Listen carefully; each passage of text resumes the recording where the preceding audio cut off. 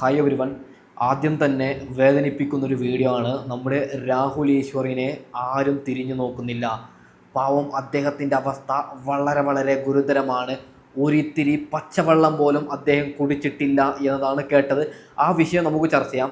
അതിനു മുമ്പ് ഒരു കാര്യം പറയുകയാണ്. 23കാരി എന്ന് പറയുന്ന പെണ്ണില്ല, മായമായി. എന്തോ ഒരു ദൈവത്തിൻ്റെ എന്തോ ഒരു അത്ഭുതത്തിലാണ് അങ്ങനെ ഒരു പരാതി പോയത്. പൊന്നു പ്രേക്ഷകരെ, അങ്ങനെ ഒരു പെണ്ണ് ഇല്ല. അതിൻ്റെ തെളിവെൻ്റെ കയ്യിലുണ്ട്. ഞാൻ പ്ലേ ചെയ്തുതരാം. വീഡിയോ നിങ്ങൾക്ക് കാണുമ്പോൾ മനസ്സിലാവും. ഓക്കെ, അതിനുശേഷം പൊന്നാര മക്കളെ, നിങ്ങളെല്ലാവരും കണ്ടു എന്ന് ഞാൻ വിചാരിക്കുന്നു. ഷാഫി പറമ്പിലിനെതിരെ ഒരു കള്ള യുവതി രംഗത്ത് വന്നിട്ടുണ്ട്. ഷാഫി പറമ്പിലിനും രാഹുൽ മങ്കൂട്ടത്തിനുമെതിരെ ഒരു കള്ള യുവതി വന്നിട്ടുണ്ട്. കോൺഗ്രസ്സുകാരിയാണ് ആ കള്ള യുവതി. അവൾക്കുള്ള ചുട്ട മറുപടി ഞാൻ ഇന്ന് കൊടുക്കുന്നുണ്ട്. അതിനുശേഷം നമ്മുടെ രാഹുൽ ഈശ്വറിൻ്റെ വക്കീൽ കുറേ കാര്യങ്ങൾ പറയുന്നുണ്ട്. ഇതൊക്കെയാണ് നമ്മൾ ഇന്ന് ചർച്ച ചെയ്യുന്നത്. ആദ്യം നമുക്ക് കള്ള യുവതിക്കുള്ള മറുപടി കൊടുക്കാം.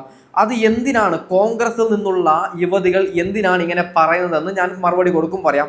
എന്താണ് ആ കള്ള യുവതിക്ക് പറയാനുള്ളത്, അത് നമുക്ക് ആദ്യം ഒന്നൊന്നായിട്ട് കേട്ടു നോക്കാം. ഓക്കെ, എനിക്ക് മനസ്സിലായിട്ടുള്ളതും ഒരുപാട് യൂത്ത് കോൺഗ്രസ് അടക്കമുള്ള, കോൺഗ്രസിലടക്കമുള്ള, മഹിളാ കോൺഗ്രസിലടക്കമുള്ള സ്ത്രീകൾക്ക് വ്യക്തമായി ധാരണയുള്ള ഒരാൾ തന്നെയാണ് രാഹുൽ മാങ്കൂട്ടം എന്ന് പറയുന്ന വ്യക്തി.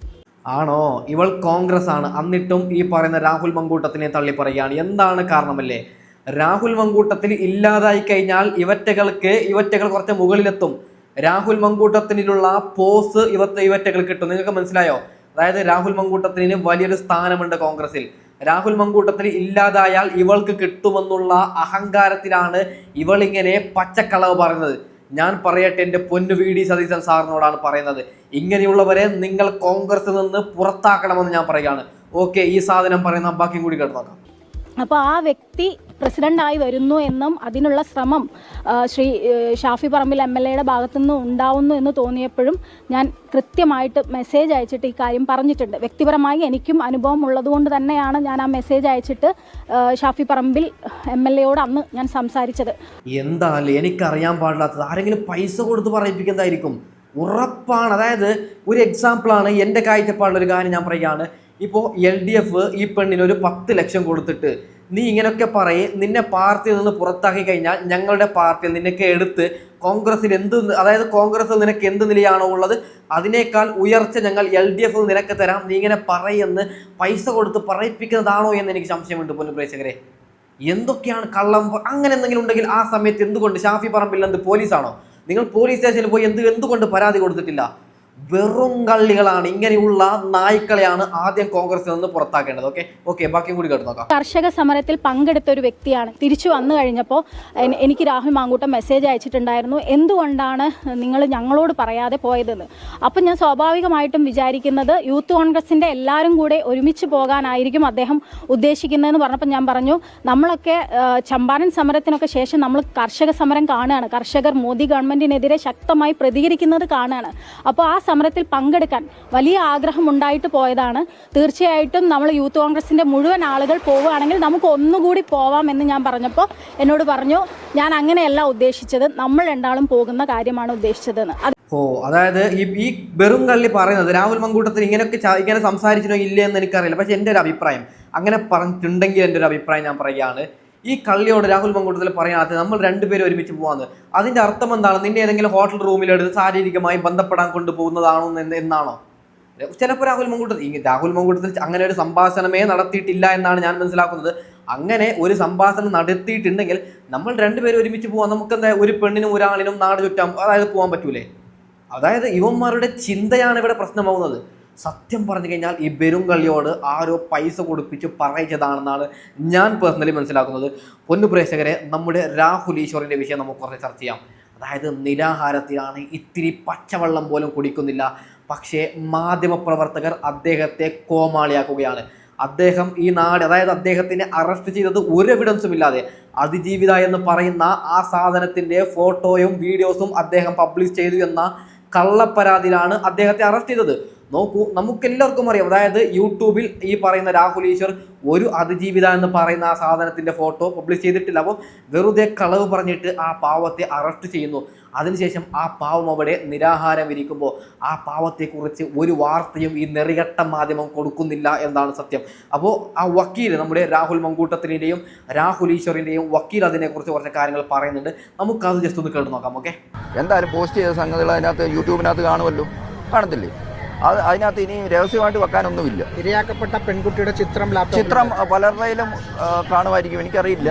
ഒരു കാര്യം ഞാൻ പറയുകയാണ് പൊന്നു പ്രേക്ഷകരെ, അതായത് ഇപ്പോൾ എൻ്റെ കയ്യിൽ പീഡിപ്പിക്കപ്പെട്ട ആ പണ്ടാരത്തിൻ്റെ ഫോട്ടോ എൻ്റെ കയ്യിലുണ്ട്. നിങ്ങളൊരു വിചാരിച്ചോളി, അതായത് ആ സാധനത്തിൻ്റെ ഫോട്ടോ എൻ്റെ കയ്യിലുണ്ട്, ഞാൻ പബ്ലിഷ് ചെയ്തിട്ടില്ല എന്നൊരു എക്സാമ്പിളാണ്. എന്നെ അറസ്റ്റ് ചെയ്താൽ എങ്ങനെയാണ് ശരിയാവുന്നത്? ആ സാധനത്തിൻ്റെ ഫോട്ടോ എത്ര പേരുടെ കയ്യിലുണ്ടാവും? അതായത് ഞാനൊരു കാര്യം പറയുകയാണ് പൊന്നു പ്രേക്ഷകരെ, കോടതി രാഹുൽ മങ്കൂട്ടത്തിൽ അതായത് പ്രതിയാണെന്ന് പറയുന്നിടത്തോളം കാലം നമുക്ക് രാഹുൽ മങ്കൂട്ടത്തിൽ പ്രതിയല്ല എന്ന് പറയാം. ഓക്കെ, ബാക്കിയും കൂടി വക്കീൽ പറയുന്ന ബാക്കിയും കൂടി കേട്ട് നോക്കാം. അദ്ദേഹത്തിൻ്റെ കാണുക, അദ്ദേഹം പബ്ലിഷ് ചെയ്തിട്ടില്ല. അദ്ദേഹം പബ്ലിഷ് ചെയ്തിട്ടില്ല. ഇരയായിട്ട് പെൺകുട്ടി എന്ന് പറയുന്ന ആൾ നമ്മുടെ ഇടയിൽ തന്നെ ജീവിക്കുന്ന ആളാണ്. അവരെ അറിയാവുന്നവരുണ്ട്. അവരുടെ ഫോട്ടോ പബ്ലിഷ് ചെയ്യാൻ പാടില്ലെന്നാണ് നിയമം. അല്ലേ? പബ്ലിഷ് ഇപ്പോൾ എൻ്റെ കയ്യിൽ ഏതെങ്കിലും പീഡിപ്പിക്കപ്പെട്ട പെണ്ണിൻ്റെ ഫോട്ടോ ഉണ്ടെങ്കിൽ ഞാൻ യൂട്യൂബിൽ പബ്ലിഷ് ചെയ്യുന്നതാണ് പ്രശ്നം. അല്ലാതെ എൻ്റെ ഫോണിലുണ്ടെങ്കിൽ എന്ത് പ്രശ്നമാണ്? എങ്ങനെയാണ് എന്നെ അറസ്റ്റ് ചെയ്യുന്നത്? എത്ര പേരുടെ ഫോണിലുണ്ടാവും? ഇപ്പോൾ ആ പീഡിപ്പിക്കപ്പെട്ട പെണ്ണിന് എന്തായാലും 10-25 വയസ്സായി. 25 വയസ്സായപ്പോൾ സ്കൂളിൽ പഠിച്ചതാണ്, കോളേജിൽ പഠിച്ചതാണ്, കല്യാണത്തിന് പോയതാണ്. എത്ര ഗ്രൂപ്പ് ഫോട്ടോ ഉണ്ടാവും? അതായത് എത്ര പേരുടെ ഫോണിൽ ആ പെണ്ണിൻ്റെ ഫോട്ടോ ഉണ്ടാവും? അവരെല്ലാവരും പിടിച്ചകത്തിടണം. രാഹുൽ ഈശ്വറിനെ അതിൻ്റെ പേരിലാണ് അറസ്റ്റ് ചെയ്തതെങ്കിൽ അങ്ങനെ നിങ്ങൾ ചെയ്യണം. ആരുടെ കയ്യിലൊക്കെ ആ സാധനത്തിൻ്റെ ഫോട്ടോ ഉണ്ട് അവരൊക്കെ നിങ്ങൾ അറസ്റ്റ് ചെയ്യണം. ഓക്കെ, വിവാഹ വാഗ്ദാനം കൊടുത്ത് പറ്റിച്ച ആ പെണ്ണിൻ്റെ വിഷയത്തിൽ നമ്മുടെ രാഹുൽ ഈശ്വർ രാഹുൽ മങ്കൂട്ടത്തിലും അനുഭവിക്കുന്ന ഒരു അനുഭവിക്കളെ പൊന്നു പ്രേക്ഷകരെ. ഓക്കെ, ബാക്കി കൂടി കേട്ട് നോക്കാം. ഒരു കൊല്ലത്തെ, അതായത് 7 കൊല്ലത്തിൽ താഴെയുള്ള ഒഫൻസുകൾക്കെല്ലാം സെക്ഷൻ 35(3) പ്രകാരം നോട്ടീസ് സെർവ് ചെയ്യണമെന്നാണ്. ഇൻവെസ്റ്റിഗേറ്റിംഗ് ഓഫീസർ ചെയ്തിട്ടില്ല. എന്നിട്ട് അവർ വളരെ വ്യക്തമായി ഇതിനകത്ത് കളവായിട്ട് പറഞ്ഞിരിക്കുകയാണ് ഞങ്ങൾ നിരസിച്ചതെന്ന്.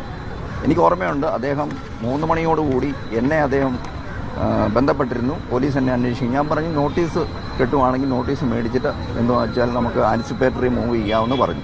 പൊന്നു പ്രേക്ഷകരെ, എൻ്റെ വീഡിയോ കണ്ട് എന്നെ അറസ്റ്റ് ചെയ്യാൻ പോലീസ് വരുന്നുണ്ടെങ്കിൽ അതിനൊരു നിയമമുണ്ട്. അതായത് എനിക്കൊരു നോട്ടീസും കാര്യങ്ങളൊക്കെ ആദ്യം അയച്ചിരണം. ഇവിടെ ഈ പറയുന്ന രാഹുൽ ഈശ്വറിന് ഇങ്ങനെ ഒരു സാധനവും അയച്ചു കൊടുക്കാതെ അറസ്റ്റ് ചെയ്യുകയാണ്. കള്ളപ്പരാതി അങ്ങനെ ചെയ്തു എന്ന പേരിൽ അറസ്റ്റ് ചെയ്യുകയാണ്. ഇതിനൊക്കെ നമ്മുടെ കേരളത്തിലെ മാധ്യമങ്ങൾ, ഒരു കാര്യം ഞാൻ പറയുകയാണ്, എല്ലാ മാധ്യമങ്ങളും രാഹുൽ ഈശ്വറിന് വേണ്ടി സംസാരിക്കേണ്ടതാണ്. കേരളത്തിലുള്ള എല്ലാ രാഷ്ട്രീയ പാർട്ടികളും രാഹുൽ ഈശ്വറിന് വേണ്ടി സമരം ചെയ്യേണ്ടതാണ്. അത് ചെയ്യാത്ത കുറ്റത്തിനാണ് അറസ്റ്റ് ചെയ്യുന്നത്. ഇത് നമ്മളിപ്പോൾ വെറുതെ വിട്ട് കഴിഞ്ഞാൽ നാളുകളിൽ നമുക്ക് എല്ലാവർക്കും ബാധിക്കുന്ന വലിയൊരു പ്രശ്നമാണ് പൊന്നു പ്രേക്ഷകരെ. അതുകൊണ്ടാണ് ഞാൻ പറഞ്ഞത്, എതിർക്കണം. എന്നെ ഇപ്പോൾ നാളെ അറസ്റ്റ് ചെയ്ത അതിജീവിത എന്ന പണ്ടാരത്തിൻ്റെ ഫോട്ടോ ഞാൻ പബ്ലിഷ് ചെയ്തു എന്ന് പറഞ്ഞിട്ട് ഞാൻ പബ്ലിഷ് ചെയ്തിട്ടില്ലല്ലോ. അങ്ങനെ ഇപ്പോൾ അറസ്റ്റ് ചെയ്താൽ എന്നെക്കൂടെ ഒന്നും ചെയ്യാൻ പറ്റില്ല. യുവന്മാരുടെ കയ്യിലാണ് ഭരണം, യുവന്മാരുടെ കയ്യിലാണ് എല്ലാം. നമ്മൾ എന്താണ്, ജനാധിപത്യം ഇല്ലേ ഇവിടെ? ഓക്കെ, ബാക്കിയും കൂടി കേട്ട് നോക്കാം. പക്ഷേ കുറച്ച് ഒരു രാത്രി 8:30 അറിയുന്നത് അദ്ദേഹത്തെ നോൺ ബെയിലബിൾ സെക്ഷൻ ഇട്ട് അദ്ദേഹത്തെ അറസ്റ്റ് ചെയ്യുന്നവർ. പിന്നെ മെയിനായിട്ട് ഇതിനകത്ത് കൺസിഡർ ചെയ്യേണ്ട ഒരു കാര്യം എന്ന് വെച്ചാൽ സെക്ഷൻ 75(1) എന്ന് പറയുന്നത് സെക്ഷലി മാർക്ക്ഡ് സ്റ്റേറ്റ്മെൻറ്റ്സ് ആണ്. അങ്ങനൊരു റിമാർക്സ് രാഹുൽ ഈശ്വറിൻ്റെ ഭാഗത്തുനിന്നും വന്നിട്ടില്ല. അത് വക്കീലിനറിയും, എനിക്കും അറിയും, ലോകത്തുള്ള കേരളത്തിലുള്ള എല്ലാവർക്കും അറിയും. പക്ഷേ മാധ്യമങ്ങൾ PR പണിയെടുക്കുകയാണ്. ഞാൻ അങ്ങനെ തന്നെ പറയുകയാണ്. ഗവൺമെൻറ്റിന് വേണ്ടി എച്ചിൽ കഴിക്കുകയാണ്. എൻ്റെ വായിൽ വല്ലാതെ, അതായത് ഞാൻ പിടിച്ച് നിൽക്കുന്നതാണ്. എന്തൊക്കെയോ വാക്കുകൾ വരുന്നുണ്ട്. സത്യം പറഞ്ഞു കഴിഞ്ഞാൽ 2 ഭാഗയന്മാർ ചർച്ച ചെയ്യേണ്ടത്. ഞാൻ പറയുകയാണ്, ഇപ്പോൾ രാഹുൽ മങ്കൂട്ടത്തിൽ പീഡിപ്പിച്ചു എന്ന് പറയുന്ന പെണ്ണിനെ സപ്പോർട്ട് ചെയ്ത് സംസാരിച്ചോളൂ, പ്രശ്നമില്ല. ഇവിടെ രാഹുൽ ഈശ്വറിൻ്റെ ഭാഗം എന്തുകൊണ്ട് ചർച്ച ചെയ്യുന്നില്ല? രാഹുൽ ഈശ്വറിനെ ഇല്ലാത്ത പരാതിയിലല്ലേ അറസ്റ്റ് ചെയ്തത്? സുജയ പാർവതിയുള്ള അരുൺകുമാർ അടങ്ങുന്ന നമ്മുടേന്ന് ഒറ്റ ഒന്നും ഞാൻ പറയാൻ പറ്റില്ല, ആശ്മി അടങ്ങുന്ന മാധ്യമ പ്രവർത്തകർ പറയുകയാണ് രാഹുൽ തെറ്റുകാരൻ, രാഹുൽ ഈശ്വറും തെറ്റുകാരൻ, രാഹുൽ മങ്കൂട്ടത്തിലും തെറ്റുകാരനെന്ന്. നാണമുണ്ടോ? രാഹുൽ ഈശ്വറിനെ ഏത് എവിഡൻസിൻ്റെ അടിസ്ഥാനത്തിലാണ് അറസ്റ്റ് ചെയ്യേണ്ടത്? ഇതൊക്കെ മാധ്യമങ്ങൾ ചോദിക്കേണ്ടതാണ്. സത്യം പറഞ്ഞാൽ പുച്ഛമാണ് ഇപ്പോഴുള്ള നിലവിലുള്ള മാധ്യമത്തെ നമ്മൾ എങ്ങനെയാണ് വിശ്വസിക്കേണ്ടത്?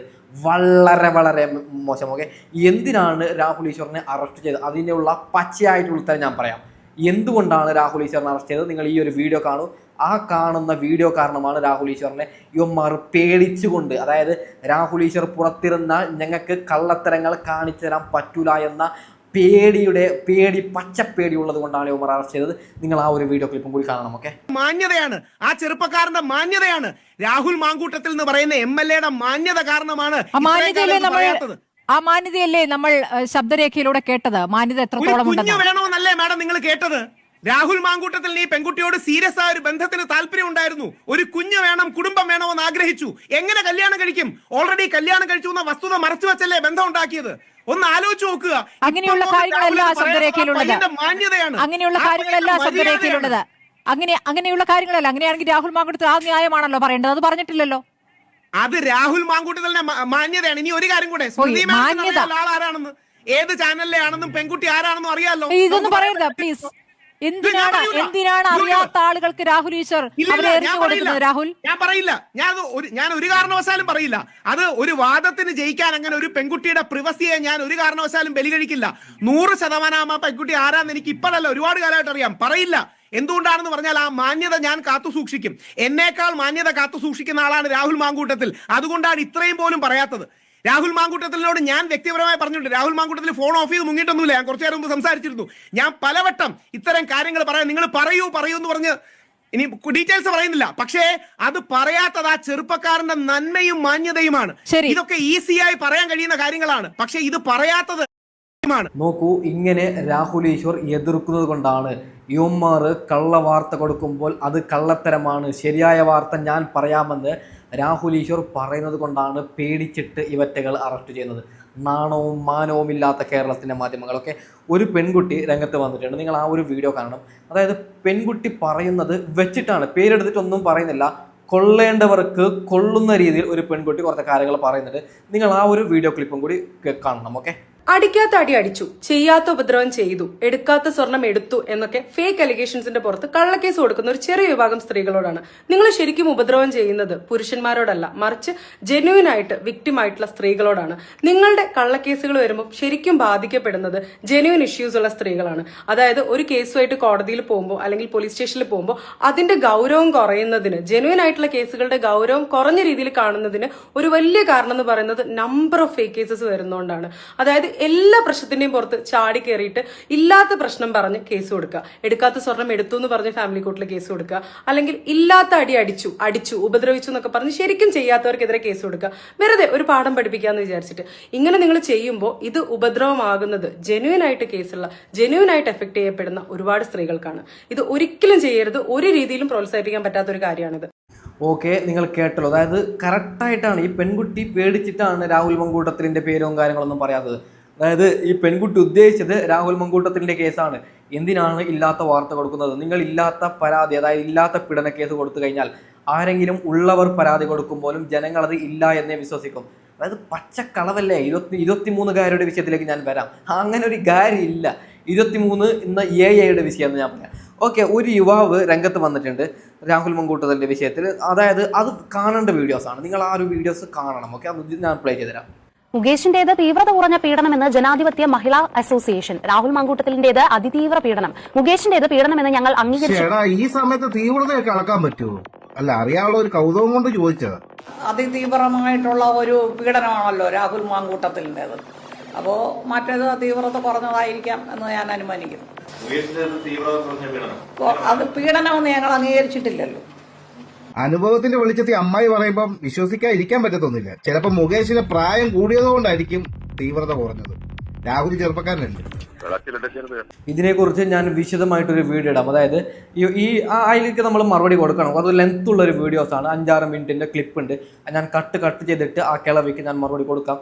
ഇന്ന് പറ്റുന്നുണ്ടെങ്കിൽ ഇന്ന് തന്നെ ഇടാം. ഓക്കെ, പൊന്നു പ്രേക്ഷകരെ, ഒരു കാര്യം പറയുകയാണ്. 23 എന്ന വ്യാജം, 23 എന്ന AI അങ്ങനെ ഞാൻ പറയാൻ കാരണം ആ AI ആ പരാതിയിൽ പറഞ്ഞിട്ടുണ്ട് രാഹുൽ മങ്കൂട്ടത്തിൻ്റെ അടുത്തൊരു ഫ്രണ്ടാണ് ഞങ്ങളെ, അതായത് പരസ്പരം റൂമെടുത്ത് ശാരീരികമായി, ഞാൻ അങ്ങനെ തന്നെ പറയും, പരസ്പരം ശാരീരികമായി ബന്ധപ്പെടാൻ റൂമെടുക്കാൻ സഹായിച്ചത് രാഹുൽ മങ്കൂട്ടത്തിൻ്റെ ഒരു ഫ്രണ്ടാണ് ആ കാറിലൊക്കെ ഞങ്ങളെ വിട്ടത് എന്ന ആ ഒരു ഇല്ലാത്ത പരാതി. അങ്ങനെ അതായത് AI നിർമ്മിച്ച ഒരു പരാതി അന്ന് അത് ഇല്ല എന്ന് നമ്മൾ തെളിയിക്കേണ്ടത്. ഇങ്ങനെയാണ് അതിൽ രാഹുൽ മങ്കൂട്ടത്തിൻ്റെ അടുത്ത ഫ്രണ്ടിൻ്റെ പേര് പറയുകയാണ്. ആ ചങ്ങായി അതിനെക്കുറിച്ച് കുറച്ച് കാര്യങ്ങൾ പറയുന്നത്, നിങ്ങൾ അതൊന്ന് കേട്ട് നോക്കണം. ഓക്കെ, ഏത് ഹോം സ്റ്റേയിലാണ് ഞാൻ അവരെ കൊണ്ട് ഇറക്കിയത് എന്ന് പറയാൻ നിങ്ങൾ തയ്യാറാവണം. എവിടെ നിന്നാണ് പിക്ക് ചെയ്ത് എവിടെ കൊണ്ടാണ് ഇറക്കിയത് എന്ന് പറയാൻ നിങ്ങൾ തയ്യാറാവണം. തീർത്തും അടിസ്ഥാനരഹിതമായ ആരോപണമാണ് ഇതുമായി ബന്ധപ്പെട്ട് ഉയർന്നിരിക്കുന്നത്. ഇതെല്ലാം വ്യക്തമാക്കട്ടെ, അവരതിൻ്റെ തെളിവുകൾ ഹാജരാക്കട്ടെ. അവരുടെ കയ്യിൽ തെളിവില്ല എങ്കിൽ പോലീസ് അത് അന്വേഷിച്ച് അതിൽ എന്തെങ്കിലും ഒരു കഴമ്പുണ്ടായെങ്കിൽ, എന്തെങ്കിലും ഒരു തെളിവ് ഉണ്ടായെങ്കിൽ ഞാൻ എൻ്റെ സ്ഥാനാർത്ഥിത്വം പിൻവലിക്കാൻ തയ്യാറാണ്. പൊന്നു പ്രേക്ഷകരെ, ഒരു കാര്യം പറയുകയാണ്, VD സതീശൻ നമ്മൾ കൈയടിക്കണം. കാരണം അതായത് യുവന്മാർ ഇത്രയും ഫേക്കായിട്ടുള്ള വാർത്ത കൊണ്ടുവരുമ്പോൾ VD സതീശൻ സത്യസന്ധനായിട്ട് മുന്നോട്ട് പോവുകയാണ്. വേറെ ആരെങ്കിലും, ഇതിപ്പോൾ വേറെ മുകേഷോ പിണറായി വിജയനോ വേറെ ആരെങ്കിലും വെറുതെ, അതായത് കള്ളക്കേസ് കൊണ്ടുവരുമ്പോൾ തിരിച്ചും കള്ളക്കേസ് വിടുമായിരുന്നു. ഇവിടെ VD സതീശൻ അറിയാം 2026 ഞങ്ങൾ എന്തായാലും അധികാരം പിടിക്കും, അപ്പോൾ യുവന്മാർക്ക് ഇട്ട് കൊടയുമെന്ന് VD സതീശൻ അറിയാം. നിങ്ങൾ അതായത് ഇപ്പോൾ നിലവിലെ അവസ്ഥയിൽ VD സതീശൻ നമ്മുടെ രാഹുൽ മങ്കൂട്ടത്തിന് സപ്പോർട്ട് കൊടുക്കുന്നില്ല എന്ന് നിങ്ങൾ കരുതണ്ട. അതായത് കൊടുത്തു കഴിഞ്ഞാൽ ഈ ചെറ്റകൾ, ഈ ചാനലുകൾ എന്ത് ചെയ്യും, അതായത് പീഡന വീരന് നമ്മുടെ ഈ പറയുന്ന VD സതീശൻ സപ്പോർട്ട് ചെയ്തുവന്ന കള്ള വാർത്ത കൊടുക്കും. അതുകൊണ്ടാണ് ഈ പറയുന്ന VD സതീശൻ കുറച്ച് മിണ്ടാണ്ടിരിക്കുന്നത്. ഒരു കാര്യം പറയുകയാണ്, 2026 നമ്മൾ അധികാരം പിടിച്ചതിന് ശേഷം ആരൊക്കെയാണോ കള്ള വാർത്ത കൊണ്ടുവന്നത് അവരെ ഓരോന്നോരോന്നായി പിടിച്ച് VD സതീശൻ ശിക്ഷിക്കുമെന്നാണ് ഞാൻ പറയുന്നത്. പൊന്നു പ്രേക്ഷകരെ, ഞാൻ വൈൻഡപ്പ് ചെയ്യുകയാണ്. അടുത്തെന്തെങ്കിലും കിട്ടുകയാണെങ്കിൽ ഉടനെ മറ്റൊരു വീഡിയോയുമായി വരാം. Okay, by.